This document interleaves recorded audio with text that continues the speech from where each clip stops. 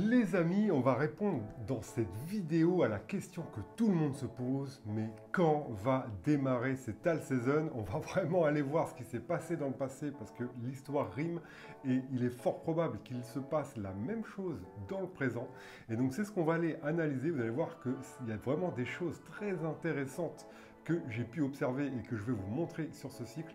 Ça va aussi vous donner des indices sur le prochain cycle et sur le bear market et aussi un indice capital à la fin de cette vidéo pour savoir quand fuir les cryptos, partir, s'intéresser à un autre business pour aller faire fructifier l'argent que vous aurez gagné dans le bull run. C'est ce qu'on va voir dans cette vidéo, ça va être passionnant. On va commencer par un petit tour, voir ce qui se passe. Il y en a plein qui tremblent, les altcoins sont un peu en train de corriger. C'est normal les amis, il y a eu une euphorie en début du mois, il y a eu la news de Trump. Tout le monde, comme d'habitude, s'est engouffré dans les cryptos, à acheter à FOMO. C'est le FOMO, la peur de louper le train. C'est quelque chose qu'il faut lutter lorsqu'on investit dans les cryptos. Il faut vraiment, c'est vraiment ça. Les impatients perdent beaucoup d'argent dans les cryptos. Essayez de toujours rester humble et de prendre de la hauteur et de ne pas tomber dans ce piège de se précipiter. C'est très important. On est en bull run.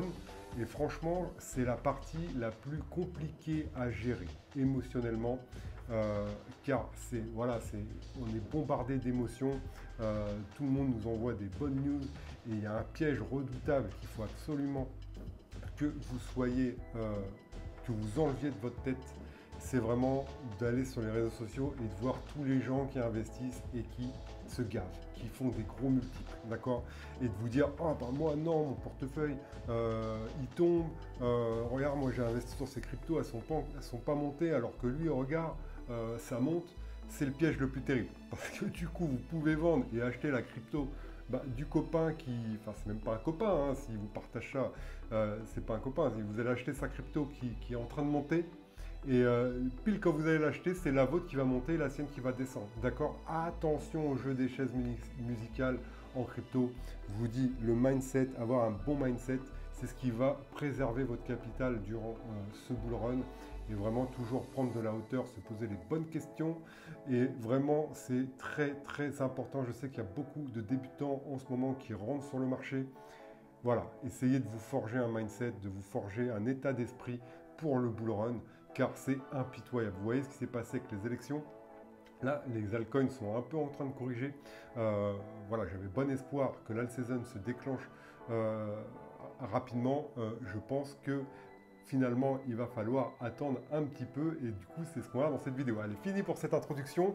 Juste un dernier truc, j'ai ouvert ma newsletter, les amis, la newsletter Crypto Légende. Donc, il n'y a pas de mail parce que je peux pas de mail, il n'y a pas de lien, je ne peux pas mettre de lien ici. Mais allez sur mon Instagram, Ludo Chapa, C-H-A-P-A, c'est mon blaze, c'est comme ça que je m'appelle. Allez sur Instagram.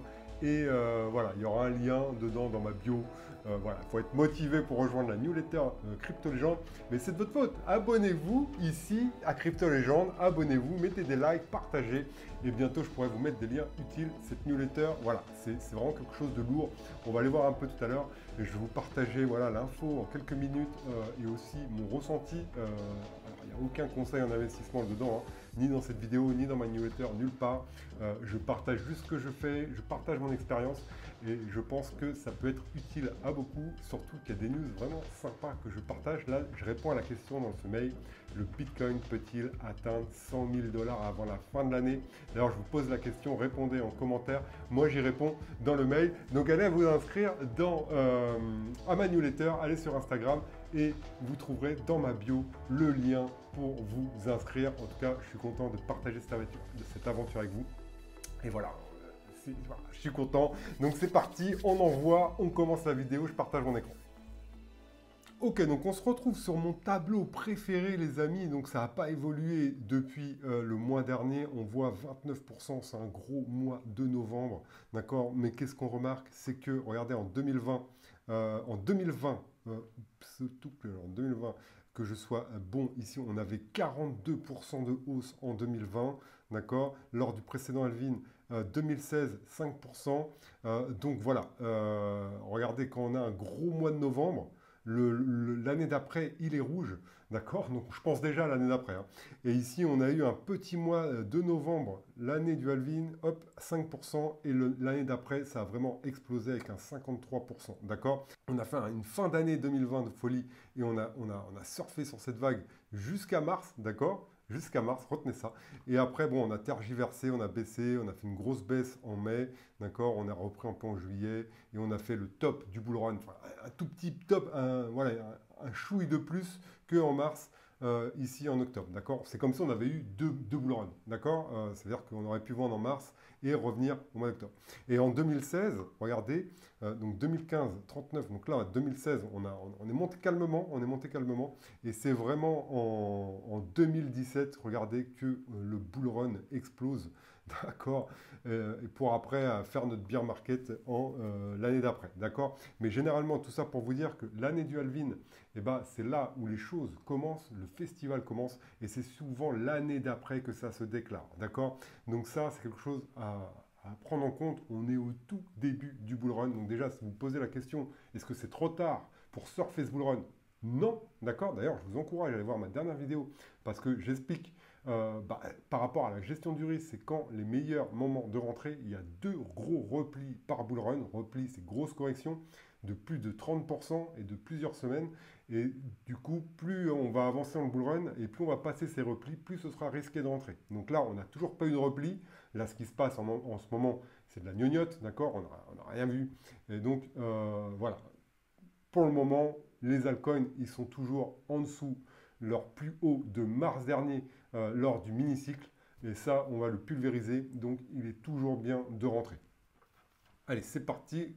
On attaque avec le prochain graphique. Je voulais vous remontrer ça. Je vais l'actualiser parce que je ne sais pas si je l'ai fait. Mais regardez comment l'histoire rime, les amis, c'est fou. Et ça, j'adore aller voir ce graphique. C'est en fait, c'est tous les cycles du Bitcoin par rapport au halving. Donc là, le 0, c'est le halving. Là, c'est avant le halving. Et là, c'est après le halving. D'accord? Et on va aller voir quelque chose de phénoménal à la fin de cette vidéo. Vraiment, restez jusqu'au bout. Donc, regardez où on est. Alors déjà, comment les cycles se ressemblent. L'histoire rime à chaque fois. Regardez comment les lignes s'entrevochent. Et regardez où on est. On est à un moment de l'histoire où toutes les lignes sont réunies. Toutes les lignes. Regardez, il y a la rouge, la verte, enfin, sauf la bleue. Le bleu, c'était le premier cycle de 2012. Bon, voilà, le Bitcoin n'était pas assez capitalisé pour vraiment, voilà, c'est pour vraiment, même l'orange finalement, mais il n'était vraiment pas assez capitalisé pour s'en servir de référence. Mais regardez ici, on est à un point où les trois derniers cycles se touchent. C'est dommage qu'on ne peut pas zoomer, mais c'est fou les amis, c'est un point de croisement. Donc à partir d'ici, vraiment, on va continuer à monter. Et l'histoire, c'est pour vous dire qu'elle suit son cours. Regardez la ligne qu'a fait, le chemin qu'a pris les deux précédents cycles. Donc ça, c'était celui de 2016, l'orange. Donc il n'était pas trop capitalisé, hein. On voit ici, là, hop, non, il n'y a pas les prix. Et celui de 2020, d'accord. Et du coup, là, c'est le cycle, notre histoire qui est en train de s'écrire avec cette ligne rouge. Et donc du coup, on est à un point de croisement et on devrait continuer à monter tout doucement pour aller, voilà, regardez comment ça joue à peu près la même musique. Et donc là, on a un point clé, c'est-à-dire qu'on est au même niveau que les précédents cycles. Et là, c'est par rapport aux multiples, hein, c'est par rapport aux multiples qu'on fait, hein. Donc voilà, regardez comment l'histoire rime. Et donc c'est pour ça que l'analyse de cycle est très pertinente pour vraiment essayer de bien surfer ce boulot. Au niveau de l'indice Google Trends, Bitcoin, crypto-monnaie, alors là, pour ça que je vous dis, on est en pleine euphorie et c'est normal du coup que ça corrige. C'est normal. Les gens viennent de rentrer, on leur met une petite tape derrière la... Je me suis fait mal. On leur met une petite tape derrière la nuque. Donc là, ils sont rentrés, ils perdent de l'argent. Voilà, ils rentrent, ils perdent, à part s'ils ont mis que sur le Bitcoin, mais s'ils ont mis sur d'autres cryptos, ils perdent de l'argent. C'est pour ça que sur ce cycle, un conseil, et je ne donne pas de conseil en investissement, mais un conseil que je peux vous donner de manière générale, c'est d'avoir toujours un peu de Bitcoin, car c'est vraiment ça qui va protéger votre capital en crypto-monnaie. D'accord? Donc là, on voit que c'est l'euphorie totale. D'accord? L'euphorie, les gens rentrent, ils achètent, et donc là, on leur met une petite tape derrière la nuque pour leur dire, voilà, on prend un peu votre argent, ça va relancer, on va jouer un peu avec l'ascenseur émotionnel. Et donc, voilà, là, en tout cas, il y a beaucoup de gens qui s'intéressent aux cryptos actuellement. Donc ensuite, on va aller voir donc cet indice de All Season qu'on regarde régulièrement. Donc comme on peut le remarquer, on s'est fait rejeter sur les 39, d'accord. Donc moi, mon souhait, c'était qu'on casse cette ligne ou au moins qu'on flirte avec. Non, bah voilà, on a tout cassé, d'accord. On est revenu en full dominance Bitcoin. Donc du coup, si on a 29, c'est-à-dire qu'il a il a 71% de dominance. Donc c'est beaucoup. Le Bitcoin monte, les autres cryptos descendent. Donc voilà, pour le moment, c'est toujours bon pour, selon moi, encore une fois, d'accumuler les cryptos les plus prometteuses. D'accord. Bien sûr, il faut du Bitcoin. Je ne dis pas qu'il n'en faut pas. Si vous êtes nouveau, vous n'avez rien, achetez une petite proportion de Bitcoin. D'accord. Selon ce qui vous rassure, peut-être 50, 30, vous voyez ce que vous voulez, investissez dans les altcoins. C'est là-dessus que vous ferez le plus de gains. Comme on dit souvent, on est en crypto, c'est pour faire des gains. C'est pas pour la jouer petit bras, sinon on va sur les marchés financiers classiques. Voilà, on va sur Tesla, quelque chose de beaucoup plus sûr, d'accord. C'est pas que Tesla, c'est pas une action qui va crash du jour au lendemain. C'est ce qui peut se passer par contre en crypto. Donc bien sûr, il y a une part de risque qu'on accepte en crypto et c'est ce qui nous fait gagner des sous, hein, d'accord. C'est cette volatilité, ce risque que l'on prend en crypto. Plus c'est risqué de manière générale en investissement, ça c'est une règle de base en business.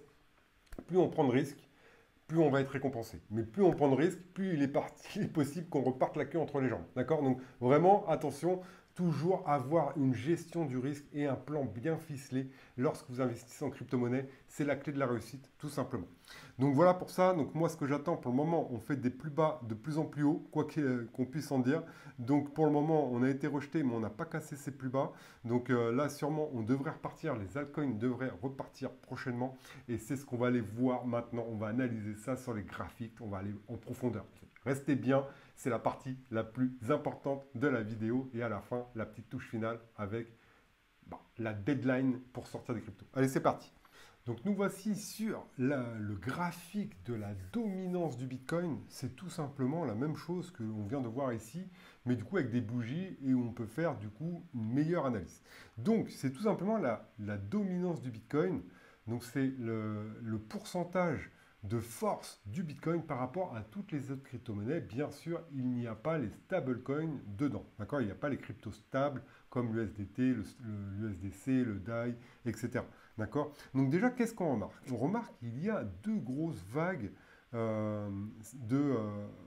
le Bitcoin prend de la force. Hein. On le voit au précédent cycle, on n'a pas les données avant, mais de toute façon, les autres cryptos n'étaient pas, voilà, c'était pas assez représentatif pour se faire des données. On a vraiment l'ancien cycle pour nous dire vraiment, pour avoir des données.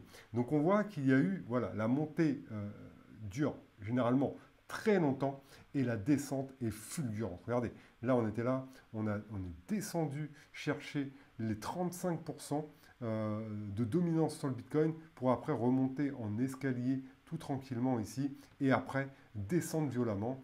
Et qu'est-ce qu'on fait ici? On monte pareil, tout tranquillement, en escalier, en dominance du Bitcoin. Là, quand même, la volatilité se réduit. Et voilà. Donc la chute, le départ de la saison devrait être fulgurante comme il s'est passé lors des précédents cycles.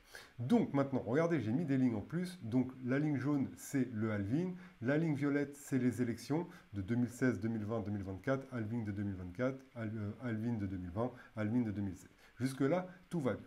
J'ai essayé du coup de timer pour voir à partir de quand on avait les premières grosses bougies qui signaient vraiment l'alt season. Comme je vous l'ai dit, les alt season sont violentes. C'est-à-dire que le BTC perd de la dominance ultra rapidement. Regardez ici, à partir du moment où ça s'est déclenché, il y a eu,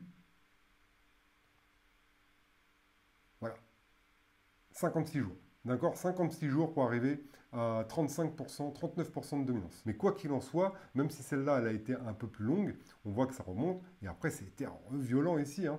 Le 11 décembre 2017, on va aller voir après à quoi ça correspond sur le vrai graphique.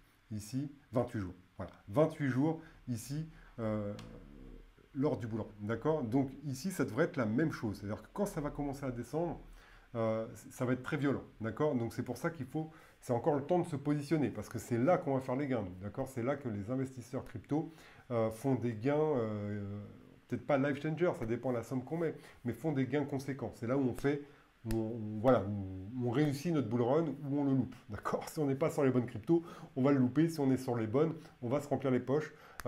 Autant soit-il sortir au bon moment, parce que c'est pas tout d'acheter. On n'a rien gagné tant qu'on n'a pas vendu et repris le cash sur notre compte en banque. Hein. Ça, faut être au courant.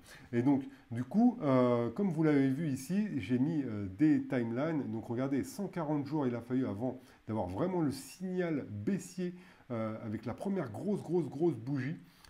Ici, pour sortir un peu de cette accumulation, il a fallu, pareil, 140 jours, 147 jours. Donc on voit qu'on est environ dans les 140 jours. Donc j'ai refait un peu ce travail ici. À partir des élections américaines, à chaque fois j'ai pris à partir des élections, là où le bull run a commencé, et donc 140 jours, ça nous amènerait environ à la fin mars. D'accord? Fin mars, il devrait y avoir vraiment ces grosses bougies.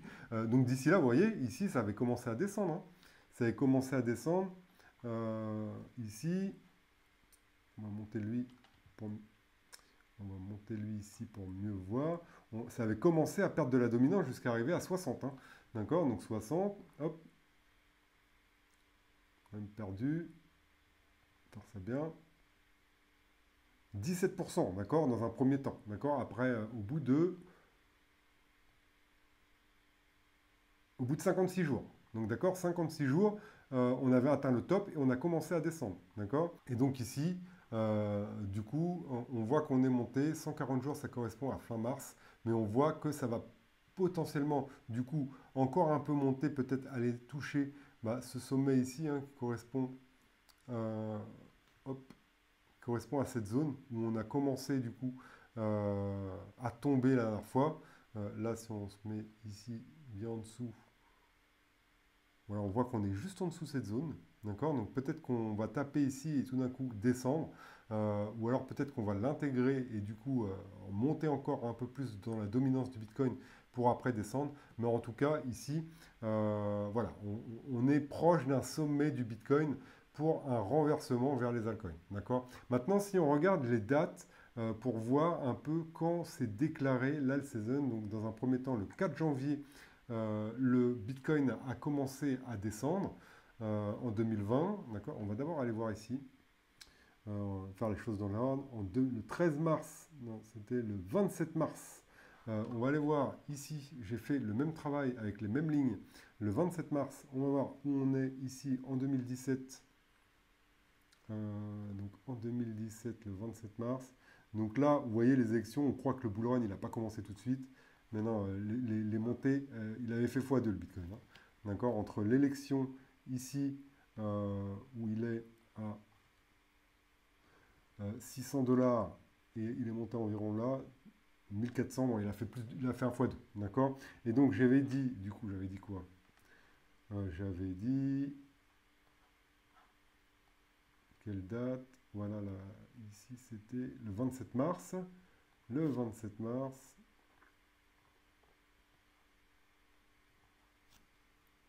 Le 27 mars. Voilà. Juste avant le Bitcoin, juste avant la grande montée parabolique ici, d'accord? Regardez, 27 mars, voilà, je vais y être, voilà ici, d'accord? Ici, ça a été comme le début du renversement de l'alt season, c'est-à-dire de la perte de puissance du Bitcoin par rapport aux autres cryptos, d'accord? On va aller faire ce travail en 2020. Ici, donc ça a commencé à descendre le 4 janvier et on a cassé ici le 29 mars. 4 janvier, 29 mars. Retenez ces dates. 4 janvier, regardez où on est. Bon, on est là, pile. D'accord? 4 janvier, regardez. Donc on avait déjà bien entamé le bull run. On avait fait par rapport à l'élection, un 172%. On avait fait un 172%, on n'était toujours pas en alt season, il y avait une grosse dominance du Bitcoin. D'accord? Et après, on voit qu'il y a une chute du Bitcoin, là c'est le graphique du Bitcoin, il y a une chute, pourquoi? Parce que sa liquidité est partie vers les autres cryptos et que sûrement il y a une petite correction. Mais là, du coup, la dominance du Bitcoin a commencé à chuter le 4 janvier, là, a commencé à chuter pour envoyer la liquidité sur les altcoins. Et ça, c'est vraiment, là, le season, c'est vraiment déclaré ici le 29 mars jusqu'au 10 mai. On va voir ce que ça correspond. Du 29 mars, voilà, du 29 mars ici, regardez, on est déjà au sommet. C'est là où il y a vraiment eu le top de l'all season, où vraiment c'est devenu complètement fou, jusqu'au 10 mai. 10 mai ici. Si on va voir sur une crypto, par exemple, qui a eu son cycle lors du dernier bull run comme Avax, d'accord, Avax qui était une des grosses cryptos du précédent bull run, on voit du coup le 7 janvier 2021, on était où? Janvier 2021. Après, peut-être qu'Avax, c'est pas le bon. On va aller prendre ADA. Voilà, donc ça, c'est pareil. C'est une crypto qui a fait son bull run le 7 janvier 2021. Donc, on était où?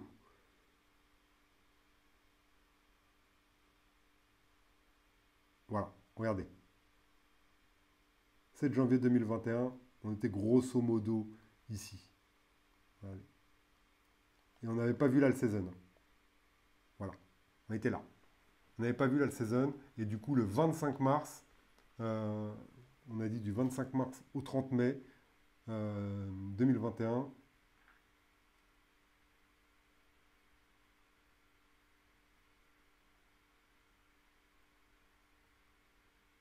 Bon, en gros ici, d'accord? En gros ici, 29, 22 mars, donc 25 mars ici, mai 2021. Voilà. 25 mars, il vous restait du coup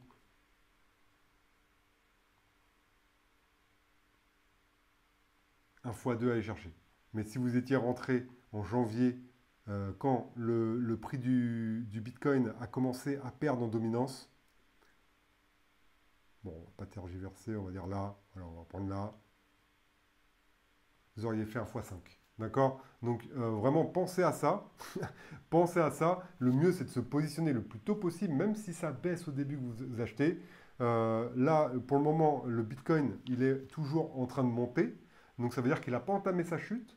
Et donc à partir du moment où il va commencer à descendre, bah, c'est là où la liquidité va aller sur les autres cryptos et c'est là qu'on fait les gains. D'accord? C'est là vraiment qu'on fait les gains et qu'on fait des multiples incroyables. D'accord? Donc voilà pour cette vidéo. Je vais vous montrer une dernière truc que je vous ai promis en début de vidéo. Je suis obligé. C'est ce graphique-là qui est très... alors, il est où mon graphique?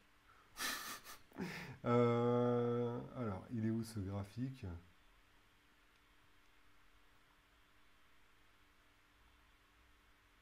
Ouais, j'y étais. Donc c'est ce graphique-là, c'est quelque chose que je voulais vous montrer avant de quitter, c'est la loi des 500 jours. Donc vous allez dire, c'est quoi ce truc, toutes ces lignes, il se fout de moi. Non, non, je ne me fous pas de vous. Ça, c'est un truc qui vaut de l'or. D'accord? Vous allez peut-être me remercier dans un an si ça se réalise. C'est encore une fois, selon l'analyse de cycle, les amis, c'est puissant. Je vous le dis, c'est la chose la plus puissante en crypto-monnaie.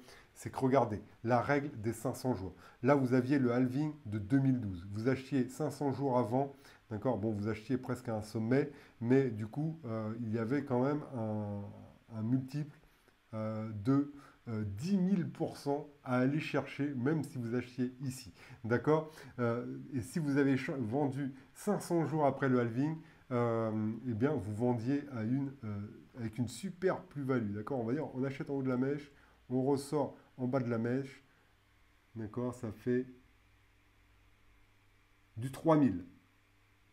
Là, c'est 11 000. Voilà. Bon, ça fait du 3000%. Du 3000%. Hop. Est-ce qu'il y a 1000 jours au moins? Ouais, environ. Ça fait quand même du 3000%. Je ne sais pas si vous vous rendez compte, les amis. Après, on va faire ça sur le cycle d'après. D'accord? Regardez.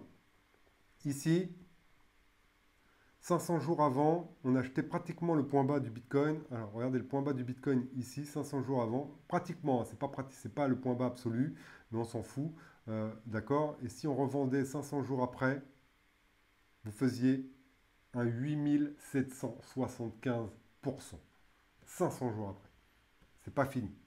Si vous achetiez 500 jours avant le halving de 2021, ici, on va prendre la mèche en haut, 500 jours, et qu'on revend On va aller plus bas. Hein. On faisait un 1453%, un x 14, les amis. Vous mettiez 1000 euros, vous aviez 14 000. Vous mettiez 100 000, vous aviez 1 400 000 euros. Sur Bitcoin, la crypto la plus capitalisée, d'accord?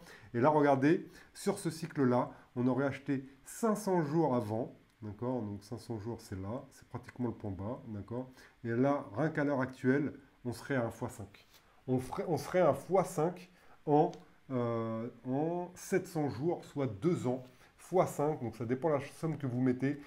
C'est carrément mieux qu'un livret A ou n'importe quelle assurance vie que vous pourriez trouver voilà, dans la finance traditionnelle. Donc voilà, je voulais vous montrer cette statistique. Et du coup, regardez, 500 jours après le halving, là en 2024, c'est en septembre 2025. Mais pour être plus précis, on va aller voir en jours. Ok, donc là 500 jours.